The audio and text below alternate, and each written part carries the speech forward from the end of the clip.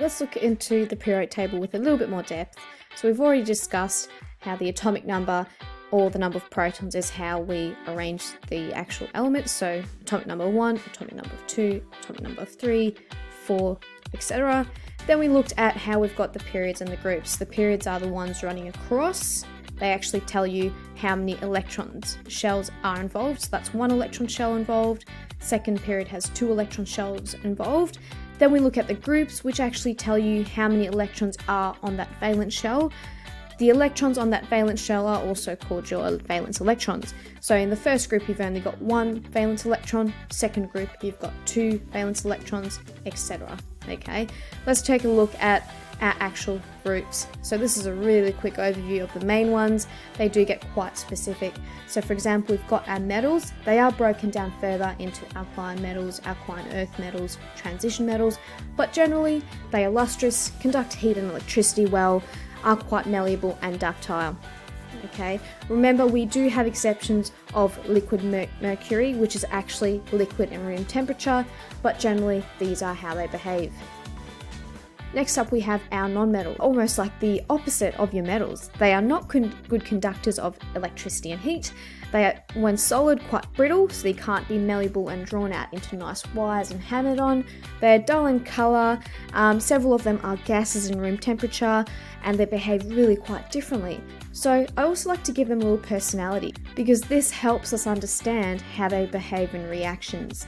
For example, when you have metals reacting with a non-metal, they generally like to give up electrons, and this is what we call ionic bonding, and this is something we can look into later. So generally these guys want to give up electrons because they don't have many electrons on that outer shell. For example, group 1 has just 1 electron on the outer shell, and as soon as it gets rid of that 1 electron, it gets into what you call the octet rule. And in the octet rule, it states that if it's got a full outer shell, it's actually quite stable. So as soon as lithium gets rid of that 1 electron that's floating around, you go back to its other shell where it's just got 2, but that is a full shell and he is really happy in that state. So I'll give you a little example of lithium. So take a look here. If he gets rid of this 1 electron floating around, because remember he ideally wants to have 8 for a full shell here, you now have a full inner shell here and lithium's very happy. Why? Because lithium is now behaving like he would if he was in this noble gas state over here where your helium would exist. Okay, as a result, once it's the helium here, it's in what you have as a really stable set of electrons and behaves like a noble gas. So our metals, I think of them as really generous. They want to give up electrons and they react quite vigorously if they only want to give up 1, versus if they have to give up a few, they won't be as reactive. Our non-metals, on the other hand, are a little bit more selfish. They want to steal electrons. Why? If you think of fluorine over here, fluorine actually has 7 electrons on that outer shell, but she actually wants 8 electrons.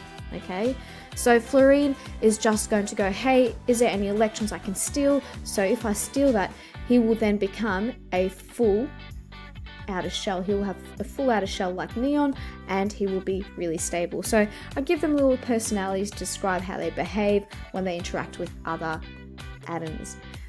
We then have our guys who are in between, your metalloids. Basically, they have the same properties as your non-metals, but they conduct electricity and heat, and they separate these two groups. Now, I mentioned to you your example of fluorine. He is in what you call the halogens. The halogens are super reactive, just like these alkaline metals. Why? Because they're literally 1 electron away from being in this noble gas kind of situation with a stable amount of electrons on that outer shell. As a result, they are super reactive. As soon as they see an opportunity to grab an electron or bond with someone to have that full shell, they will do so. They don't conduct electricity and they're quite poisonous and smelly. So we keep talking about these guys over here, the noble gases. Let's take a look. They are like where you want to be, the penthouse. All these atoms want to reach this state somehow, okay?